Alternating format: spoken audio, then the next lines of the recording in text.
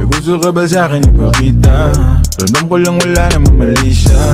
Bulong mo lang hindi ako marinig yan. Baka lang pares tayo na panaginipan. Pagkabangon mahainan, alimuyak pa lang alam mo sariwa. Magaan pero grabe ka ma-ay solo. Panoorin mo nakita na. Yo, magandang araw mga kap, kamusta kayong lahat? Ginawa ko nga pala tong video na to last August 28 at ayan, may nakaschedule sa ating client. Medyo hindi pa rin maganda yung panahon natin dito sa Lupa, Batangas, medyo paulan-ulan pa rin. Syempre bago mag-start ng session natin, 7:56 AM, ito nag-aayos ako ng sarili ko, nagsisipilyo, kakatapos ko lang kumain yan.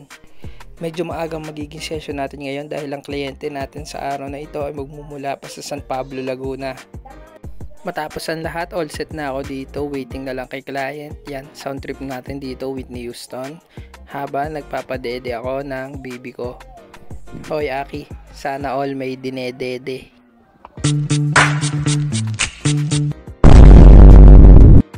At ito na nga, nag-message niya si client, nandito na siya sa labas. At on the way na nga pala tayo para sunduin si client para makapag-umpisa na. So ito na nga yung buhok ni client na gagawin natin today. Top head lang ito, minimum 30 pieces. Ayan. So syempre alam niyo na ito lahat. Bago anong lahat, first step ay sectioning.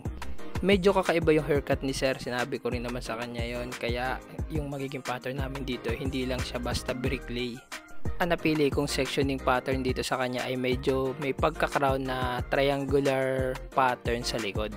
So ayun, nakuha naman namin yung maayos yung sectioning niya. Maganda rin naman yung bagsakan. At ito na nga, natapos na kami sa sectioning. Ito yung pattern na ginawa ko. May pagka-crown at triangular sectioning sa likod. Ito nga pala yung mga extensions na ikakabit natin kay sir. Check nyo na lang, punong-puno ng binding yan at quality. Walang weak spot. Nakakaisa na nga pala ako ditong kabit. Ito, ganito siya kahaba pag naikabit.